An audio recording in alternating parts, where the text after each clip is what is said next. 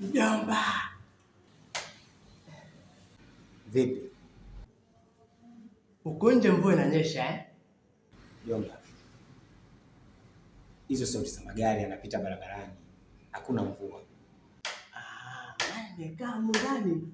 Nasikia mvua. Nitoke nje nikaangalie. Mjomba, basi poa. Ila mjomba. Samahani kidogo.